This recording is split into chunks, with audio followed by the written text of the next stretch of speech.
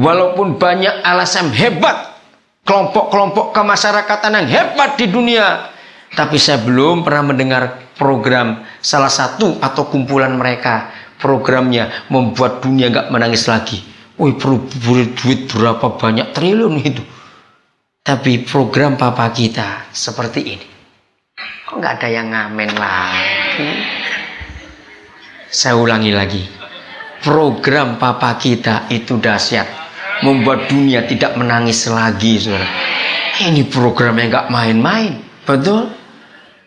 Ibu Sindoro, siapa lagi pujian tadi itu? Oh, itu luar biasa. Nanti selesai. Pokoknya nanti tidak boleh ada orang menangis di sini. Ada orang sukacita luar biasa. Itu pujian, aduh, sudah luar biasa, betul. Saya mikir, saya sampai lihat kiri kanan. Saya pikir sudah di surga. Oh, masih di Karawaci ternyata. Hebat sekali suasana hadirat Tuhan tadi. Sungguh, saudara. Kalau Tuhan melawat, maka sukacita melimpah. Wah, akan ada sorak-sorai di dunia. Gak ada orang menangis. Ini bukan program omong kosong. Oh, saya percaya dan semua percaya. Papa kita nggak mungkin punya program gombal. Betul nggak? Nggak mungkin. Pasti dia akan genapi program yang dahsyat ini. Nggak cuma untuk hiasan Alkitab saja. Saya yakin untuk itu. Saya yakin. Ketika Tuhan bawa saya ke Papua, kami melihat untuk membuat orang Papua tidak menangis. Ternyata mereka butuh pendidikan. Karena mereka selalu merasa kalah dengan saudara-saudaranya di provinsi lain. Kami buat. Dan oleh kemurahan Tuhan, saudara, itu sungguh-sungguh luar biasa. Sekolah yang kami dirikan sampai hari ini tetap gratis, tidak bayar. Dan itu sekolah yang program yang terbaik. Dan yang luar biasa. Saya nggak tahu Pak Birsnoro ingat atau tidak, tahun 94. Ketika Natal besar itu kami diundang. Saudara, maka gedung SD sekolah dasar yang terbaik di Papua itulah hasil Natal 94 yang lalu. Satu-satunya gedung sekolah dasar yang pakai keramik seluruh Papua. Saudara, tahun itu kami kebingungan. Ada seorang anak Tuhan yang kerja di Mulia Group yang punya pabrik keramik. Dengar kabar itu tahun 95 kami mulai bangun. Kami akan kirim keramik. Saudara, keramiknya datang pakai kapal. Entah berapa ratus dus itu.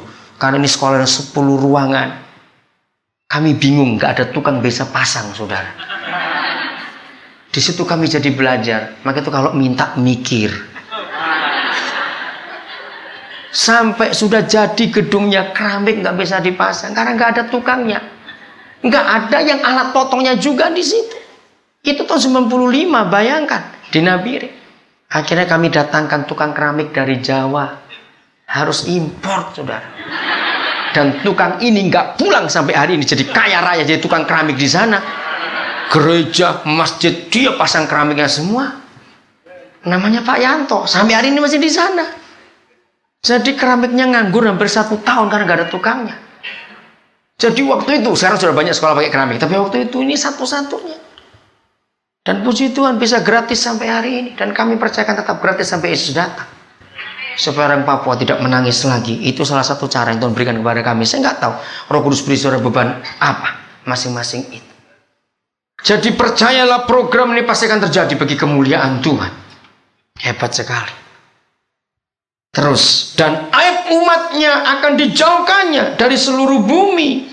Sebab Yahweh telah mengatakannya. Garis bawahi. Kalau Papa kita sudah mengatakan, pasti jadi. Dia nggak mungkin bohong. Mari gereja pada Pentakosta kita jadi agen-agen pemulihan. Jadi masih bersambung dengan yang kemarin sore kita pelajari. Nah, ayat 9. Ini jawabannya. Ini hasilnya.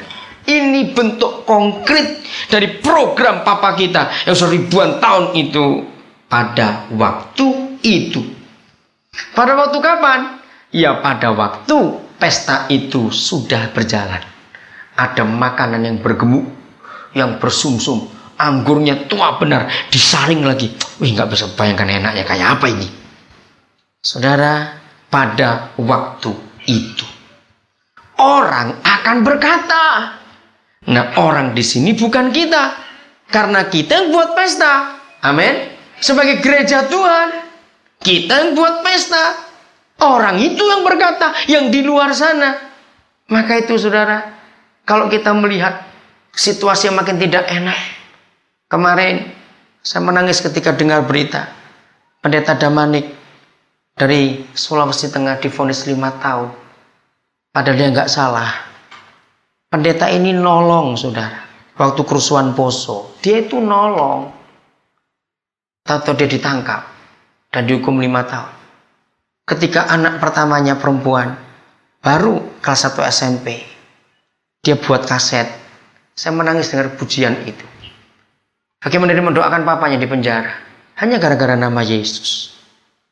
Saudara, ada waktunya orang-orang yang membenci Tuhan akan ikut makan di pesta ini. Pasti. Sore tadi dapat berita lagi. Kalau saudara ingat perjuangan gereja Tuhan di Indonesia untuk membatalkan rencana undang-undang sistem pendidikan nasional. Hari ini pemerintah jawab akan tetap diteruskan. Mereka hari ini secara resmi menyatakan mereka siap 70.000 guru agama Islam. Pas mau berangkat ke sini tadi saya dengar berita itu. Percayalah, semua orang akan ikut pesta di sini. Akan ikut pesta. Maka itu mari. Kalau banyak orang ketakutan tentang kita, berarti tanpa sadar mereka mengakui kita ini hebat.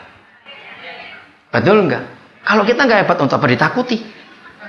Sampai dibuatkan undang-undang macam-macam lagi. Dan sudah disiapkan.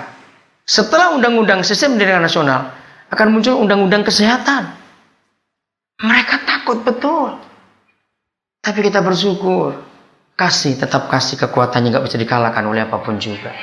Maka itu mari kita sungguh-sungguh melihat dan percayakan kebenaran yang luar biasa ini. Apa kata mereka? Ayo kita baca sama-sama yuk, supaya pestanya makin hebat.